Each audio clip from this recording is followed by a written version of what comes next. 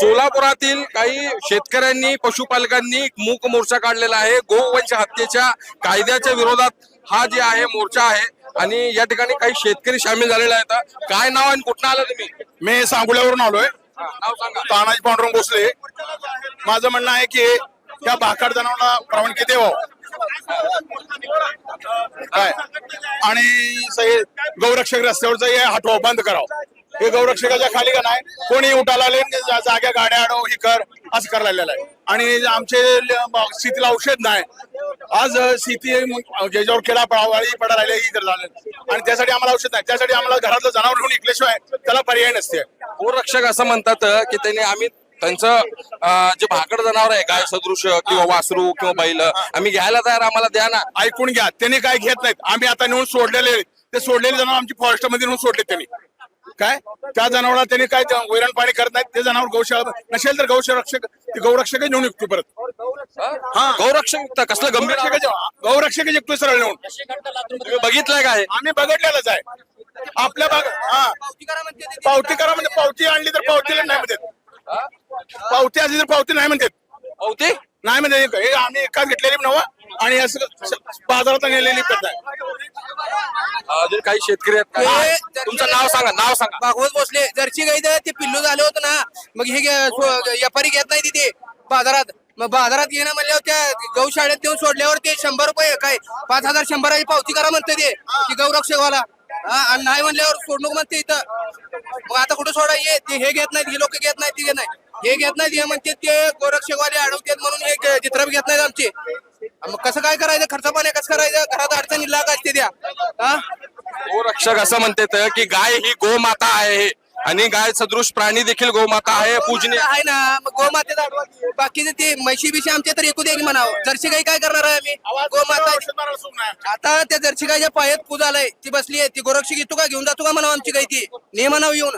तुम्ही गोशाळेला जाऊन जरा विचार नका. हो ते कोण जरा गेला पैसे मागायला त्यो 100 5,000 100 दे म्हणतो त्यो. कुठवर ऐकायचं त्यांचं? प्रत्येक टायमाला ते देते आडवत तंडत बसतात आणि गोशाळेत म्हणते ते गोशाळेत गेले पैसे मागतात. बघा त्यांना विचारून ते त्रास देतात उगाच. आणि हे लोक घेत नाहीत. हे म्हणतात काय आमची गाडी अडवतात म्हणते ते लोक. मग काय करायचं? कुणाचं ऐकायचं? लहान पिल्ल्याला गौशाळेत परवानगी नाही. फक्त मोठ्या गायी दिशी गायला तेवढे आहे. दिशी गाय असली तर आणा, नसली जाऊ नका. आणि त्या दिशी गायचं आज गौशाळेमध्ये जाऊन बघा. गौशाळेमध्ये एवढी बेकार परिस्थिती आहे. मारला आलेत गुरं, वैरण नाही, पाणी नाही, चारा नाही, त्यांना सावली सुद्धा नाही. असं आहे. एवढी परिस्थिती बेकार आहे त्यांची. काय मागणी काय तुमची? आमची मागणी काय आहे? भाकड जनावर सुरू व्हावी आणि खडूस समाजाने खरेदी सुरू करावी. फारुख शाब्दी आहेत, एमआयएमचे नेते देखील दाखल झाले. काय सांगा? कुछ बोलने जैसा है ही नहीं अभी. ये सरकार अगर सुने तो कुछ बोलने मजा भी आएगा. ये हम आंदोलन जो हमारा संविधानिक हक है उसको अदा कर रहे हैं. लेकिन मैं सरकार से बोलना चाहता हूँ कि सरकार ये जो आप मोर्चा देख रहे हैं ये किसी एक समाज का या एक व्यवसाय का मुद्दा नहीं है. इसमें हर लोग जुड़े हुए हैं और मेनली इसमें जो फटका बैठ रहा है वो शेतकरियों को बैठ रहा है. जो शेतकरी अपना खून पसीना एक करके हमारे देश को खाना खिलाते हैं, लेकिन उन्हीं शेतकरी के बारे में आज सरकार विचार नहीं कर रही है. उनके जो जानवर है जो भागड़ हो चुके हैं वो जानवरों को भी सरकार बेचने की परवानगी नहीं दे रही है, जिसकी वजह से हमारे जो शेतकरी है वो बहुत त्रस्त हो गए.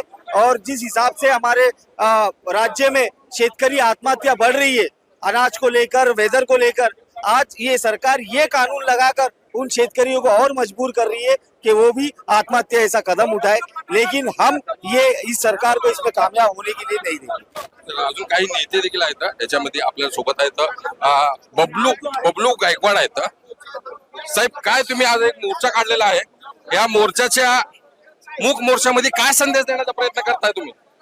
ना हा जो मोर्चा आहे तो कुठल्या समाजाचा मोर्चा नाही. हा जनावर विकणाऱ्या आणि जनावर विकत घेणाऱ्या लोकांचा मोर्चा. गेले 15 दिवस सरकार आम्ही बंद केला असताना आमचा विचार करत नाही. सरकारला विचार करावा याच्यासाठी हा मोर्चा आहे. परंतु सरकार गोवंश किंवा गोहत्याला बंदीचा कायदा आणलेला आहे आणि तुम्ही कायदा बदल करा असं मागणं आहे का? आम्हाला गोहत्येच्या कायद्याच्या विरोधात जायचं नाही. गोवंश बद्दल ते आम्ही चेंज केलं पाहिजे या मताचे आहेत. बैलाला त्याच्या खोंडाला शेतकरी विकत असतो, त्याचा अर्थव्यवहार आहे. त्या अर्थव्यवहाराला पायबंद घालण्याचं काम इथले अमानवीय लोक करत आहेत, अमानवीय सरकार करत आहे. या अमानवीय सरकारच्या विरोधात मानवतावादी लोकांनी केलेला मोर्चा आहे. परंतु आता तुम्ही कायद्यामध्ये काय बदल मागता तुम्ही? गोवंश जे प्राणी आहेत गोवंश नाही, फक्त गोहत्या बंदी झाली पाहिजे, गोवंश झाली नाही पाहिजे. शेतकरी नेते स्वाभिमानी शेतकरी संघटनेचे जिल्हाध्यक्ष रणदिवे साहेब, खर तर आज हा मोर्चा आहे कारण या मोर्चा काढण्यामागचा हेतू आहे कारण मागील अनेक दिवसापासून गोवंश हत्या बंदीच्या नावाखाली शेतकऱ्यांवर आज भाकड जनावर सांभाळण्याची वेळ आलेली आहे. त्यांच्याकडे जर्सी गायचं जे कोंड असते, वासरू असतं, ते शेतकऱ्यांसाठी निरुपयोगी आहे. त्यामुळं शासनानं भाकड जनावर सांभाळण्यासाठी प्रतिवर्षी 1 लाख रुपयाचं अनुदान द्यावं, नसेल तर या कायद्यामध्ये बदल करावा ही मागणी घेऊन आम्ही या ठिकाणी आलेलो आहोत. तर आपल्या सोबत होते सोलापुरातील या मूक मोर्चात सहभागी झालेले सर्व धर्माचे लोक होते आणि त्यांनी गोवंश हत्या जे बंदीचा जे कायदा आहे त्यामध्ये थोडासा सुधारणा करावी आणि शेतकऱ्यांना आधार द्यावा अशी मागणी केलेली आहे. महाराष्ट्र टाइम्सचा इरफान शेख, सोलापूर.